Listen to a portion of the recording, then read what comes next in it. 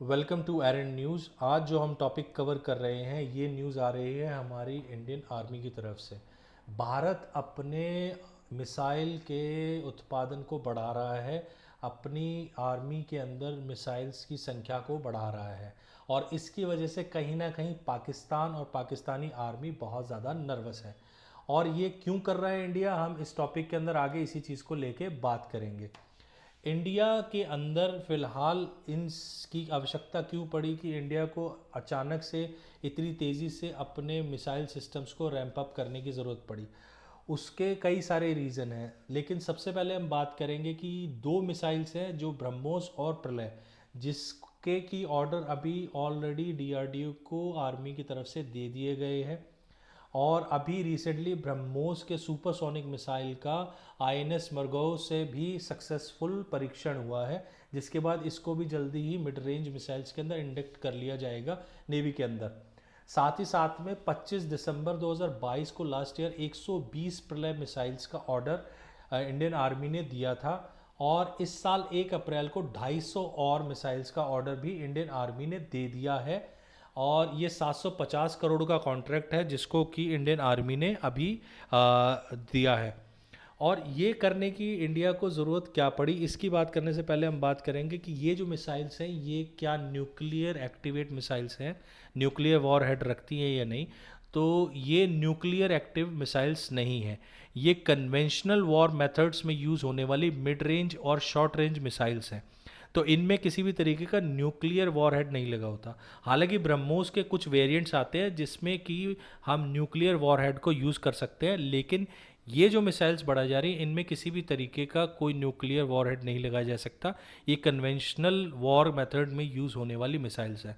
उसके लिए already India के पास में पृथ्वी और अग्नि जैसी मिसाइल्स हैं जो कि पाकिस्तान और चाइना के पूरे भूतल को कवर करती हैं। और क्यों इंडिया को ज़रूरत पड़ रही है अपने आर्सेनल में इनको बढ़ाने के लिए, उसका रीज़न है अभी पास्ट कुछ टाइम के अंदर, कुछ सालों के बीच में जो एक्टिविटी इंडियन बॉर्डर्स पे हुई है वो पाकिस्तान और चाइना दोनों ही न्यूक्लियर वेपन स्टेट्स हैं और इंडियन बॉर्डर्स पर दोनों की तरफ से ही बहुत ज़्यादा टेंशन्स होती हैं। पाकिस्तान बॉर्डर से टेररिज्म लगातार इंडिया में किया जाता है, साथ साथ में आपसी झड़प भी फौजियों की होती रहती है।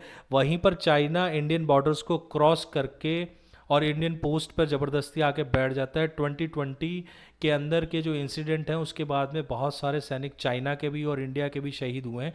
और ये सारी सिचुएशंस को देखते हुए इंडिया को ये समझ में आ रहा है कि कल को चाहे स्मॉल स्केल पर ही हो, लेकिन एक छोटी मोटी वॉर इन कंट्रीज़ के साथ में इंडिया की हो सकती है। और अगर ऐसी सिचुएशन क्रिएट होती है तो इंडिया को उसके लिए पहले से ही प्रिपेयर रहना होगा। इसी वजह से इंडिया अपने कन्वेंशनल मिसाइल के आर्सेनल को इस समय पे बढ़ा रहा है। और इस समय पे इस आर्सेनल को बढ़ाने की आवश्यकता सिर्फ ये जो बढ़ते हुए इंसिडेंट है इन्हीं के कारण ही इंडिया को लगा कि ये करना ज़रूरी है। अगर हम बात करें प्रलय मिसाइल की, तो प्रलय मिसाइल जो है ये शॉर्ट रेंज मिसाइल है जो कि 150 किलोमीटर से और 500 किलोमीटर की रेंज तक में सरफेस टू सरफेस दुश्मन को टारगेट करके मार सकती है। और साथ ही साथ में ये ब्रह्मोस मिसाइल जो मिड रेंज मिसाइल है उसको कहीं ना कहीं बैकअप देने का भी काम करती है, क्योंकि ब्रह्मोस को अगर आप कहीं पर यूज़ करते हो तो ये एक बड़ा मिड रेंज का वेपन सिस्टम है, उसके जगह पे अगर प्रलय को यूज़ किया जाए तो ये बहुत जल्दी लॉन्च हो जाता है। साथ ही साथ में ये शॉर्ट रेंज के अंदर आने वाले जितने भी दुश्मन हैं उनको आसानी से ख़त्म कर सकता है। तो इसी वजह से इनको यूज़ किया जा रहा है।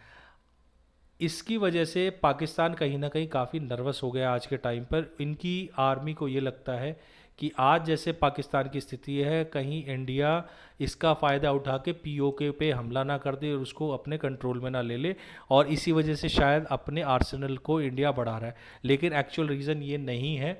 असली रीज़न ये है कि इंडिया ने रिसेंटली अपनी पूरी आर्मी, एयरफोर्स और नेवी को रिफॉर्म किया है, उसमें नई डिवीजन्स और यूनिट्स को बनाया है और उसी के तहत ही इंडिया ने IRF integrated rocket force unit को तैयार किया है, जिसका काम आर्मी के अंदर रॉकेट और मिसाइल सिस्टम्स की देखभाल करना, साथ ही साथ वॉर की सिचुएशन में प्लान करना इन मिसाइल्स के यूज़ का।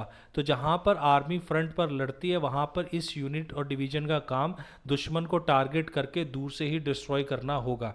और इसी काम के लिए ही इस नई यूनिट का गठन किया गया है, जिसके अंदर ये इन सब मिसाइल सिस्टम्स को हैंडल करेगी। और जो सिचुएशन आज पाकिस्तान की है उसकी वजह से भी कहीं ना कहीं इंडिया को इसकी आवश्यकता पड़ती है, क्योंकि पाकिस्तान की प्रेजेंट सिचुएशन में ये कहना मुश्किल है कि अगर पाकिस्तान में कहीं सिविल वॉर हो जाती है और अगर देश टूटता है तो कहीं ना कहीं ये जो न्यूक्लियर वेपन पाकिस्तान के पास हैं ये आतंकवादियों के हाथ भी लग सकते हैं, और ऐसे में इंडिया को काउंटर मेजर्स लेने पड़ेंगे अपने देश की सुरक्षा के लिए।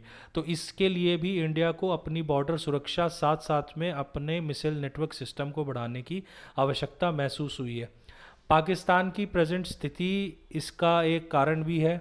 साथ ही साथ में जो फ़िलहाल के सिस्टम चल रहे हैं नेटवर्क के पाकिस्तान के अंदर, उसके हिसाब से भी ये कहना मुश्किल है कि कल को अगर पाकिस्तान में किसी तरह का कू होता है और उसकी वजह से बॉर्डर्स पर कोई टेंशन बढ़ जाती है तो उस केस के अंदर भी हम लोगों को ऐसे मिसाइल सिस्टम की आवश्यकता हो सकती है।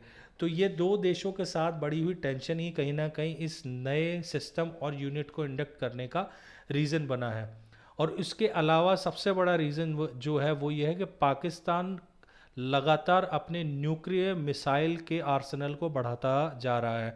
2019 से पहले पाकिस्तान के पास में करीबन 100 से 110 न्यूक्लियर वॉर हेड और मिसाइल्स थे, लेकिन 2019 से 21 के बीच में ये इन्होंने बढ़ाकर 165 कर लिए हैं, और उसके बाद भी ये यूरेनियम एनरिच करके और वॉर हेड्स बना रहा है।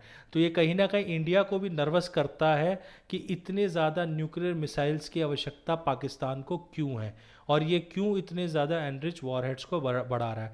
तो ये भी कहीं ना कहीं शायद एक कारण बनता है कि इंडिया अपनी सुरक्षा के लिए इस तरीके से नए सिस्टम्स को इंडक्ट कर रहा है, ताकि अगर किसी भी सिचुएशन के अंदर कोई वॉर या कोई मिसहैपनिंग होती है तो इंडिया उसके लिए पहले से ही प्रिपेयर रहे। साथ ही साथ में सिर्फ ये यूनिट ही नहीं, अभी और भी नए हथियार और नई यूनिट्स का गठन हो रहा है जो कि इन फ्यूचर के अंदर जल्दी ही इंट्रोड्यूस होंगी, और जब कभी भी इसकी कोई अपडेट आती है मैं डेफिनेटली आपके साथ में शेयर करूँगा। इसी के साथ में हम आज का ये जो टॉपिक है इसको ख़त्म करते हैं, और इसके साथ में आपसे रिक्वेस्ट है प्लीज़ चैनल को लाइक कीजिए, सब्सक्राइब कीजिए और शेयर कीजिए, ताकि आपके पास में ऐसी न्यूज़ टाइम टू टाइम पहुंचती रहे। इसी के साथ have a great day, bye bye.